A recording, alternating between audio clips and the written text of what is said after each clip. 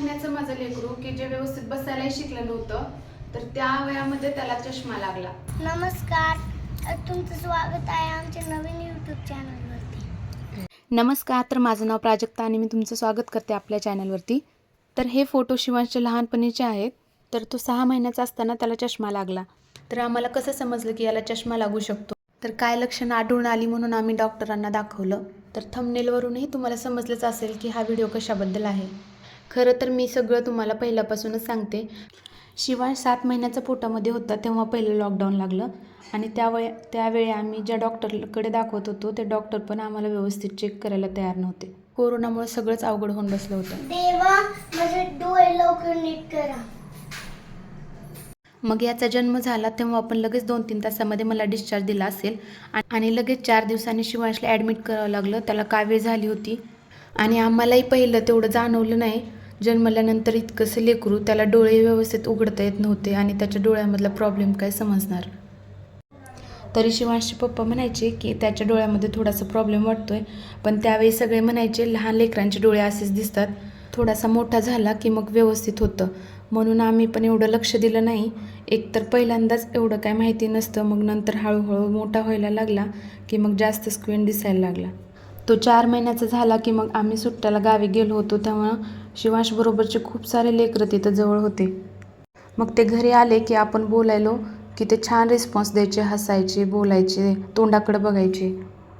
बाहेरचे लोक घरी आले की शिवांशला बोलायले की शिवांश त्यांच्याकडे बघायचा नाही, हसायचा नाही. मग ते मला म्हणायचे हा असा का करतो. मग मी आणि त्याचे पप्पा म्हणायचो याला जास्त माणसांची सवय नाही म्हणून असं करत असेल, असं म्हणून आम्ही विषय टाळायचो. मला तेव्हा खरंच खूप जास्त रडायला येत होतं, पण रडून सगळं नीट होणार नव्हतं. मग मी यांना सारखं म्हणायचे आपण ना याला एखाद्या चांगल्या डॉक्टरकडे दाखवूया. मग आम्ही याला 1-2 डॉक्टरकडे दाखवून बघितलं, पण ते डॉक्टर बोलले तो थोडासा लहान आहे, थोडासा मोठा झाला की मग नीट होईल. तरी पण मला चैन पडत नव्हता. त्याला मी घरी पण खूप वेळा खेळवायचा प्रयत्न करायचे. तो माझ्यासोबत व्यवस्थित खेळत नव्हता. मग मी त्याला बोलायले की तो दुसरीकडे बघायचा. आता ही डोळ्यांची एक्सरसाइज मी त्याची दररोज घेत असते. आय एक्सरसाइजचे खरंच खूप फायदे आहेत. दररोज आय एक्सरसाइज केल्यामुळे डोळ्यांचे मसल्स मजबूत होतात, त्यामुळे नजर हळूहळू स्पष्ट व्हायला लागते. आय एक्सरसाइजमुळे फोकस पॉवर वाढते. चष्म्याचा नंबर जो स्पीडनं वाढत आहे तो वाढत नाही. खरं तर माझ्या लेकराला एवढ्या लहान वयामध्ये एवढं स्ट्रगल करावं लागतं हे बघून मला सुद्धा खूप वाईट वाटतं. या वयामध्ये किती साऱ्या गोष्टी त्याला फेस कराव्या लागतात. स्कूलमध्ये त्याचे फ्रेंड त्याला चिडवायला लागले की मग घरी येऊन छोटंसं तोंड करून मला सांगत असतो आणि मला आणि त्याच्या पप्पाला तो सारखं विचारतो की माझा चष्मा कधी निघणार मग. तो लहान असताना 6 महिन्याचा झाल्यानंतर मग आम्ही डोळ्यांच्या स्पेशालिस्टला दाखवायचं ठरवलं. तेव्हा त्यांनी डोळ्यांचं चेकअप केलं. तेव्हा आम्हाला समजलं की डाव्या डोळ्यामध्ये -3.5 नंबर आहे. आम्हाला तर ऐकल्यानंतर धक्काच बसला. एवढ्या लहान लेकराला पण चष्मा लागू शकतो आम्हाला त्यावेळी समजलं. त्याचा चष्मा बनवायला टाकला. मी तर तिथंच रडायला लागले होते. डॉक्टरांना फक्त विचारत होते की ह्याचा चष्मा कधी निघणार. डॉक्टर बोलले आता ह्याला कंटिन्यू चष्मा घालावाच लागणार, कारण एवढा जास्त नंबर आहे आणि चष्मा जर नाही घातला तर ह्याचे डोळे पूर्ण कामातून जाऊ शकतात. आम्हाला तर खूप जास्त टेन्शन आलेलं. 6 महिन्याचं लेकरू कसा काय चष्मा ठेवल, त्याला किती इरिटेट होईल आणि डॉक्टरांनी तर सांगितलं होतं की याला चष्मा घालावाच लागेल. MARUHAR.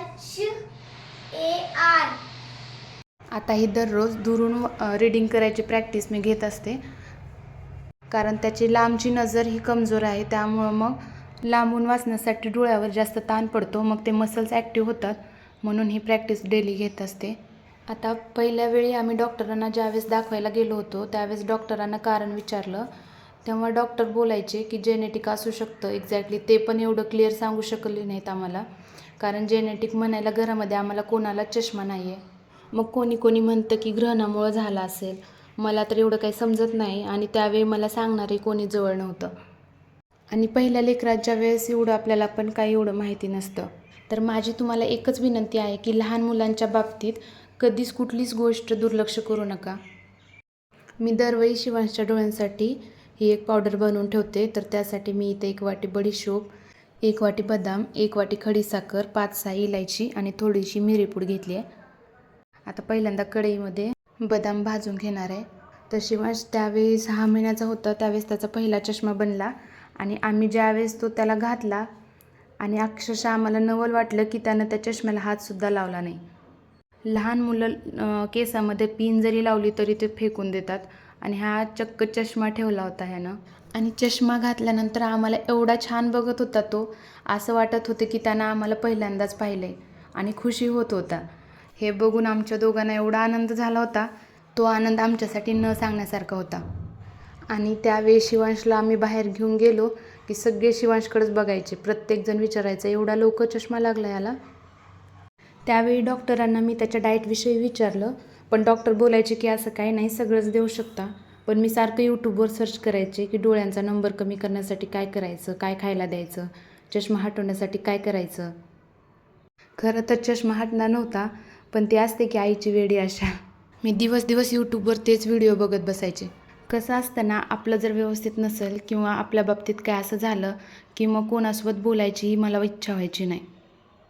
जगामध्ये काय चालू आहे याच्याशी काहीही घेणं देणं नसायचं. असं वाटायचं जे काय दुःख द्यायचं होतं देवाने ते मला द्यायचं होतं, माझ्या लेकराला नव्हतं द्यायचं. पण सगळंच आपल्या मनासारखं कधीच होत नसतं, जे नशिबामध्ये लिहिलं आहे तेच होत असतं. पण त्यावेळी मी आयुष्यात एक गोष्ट नक्की शिकले, ती म्हणजे रिॲलिटी ॲक्सेप्ट करणं.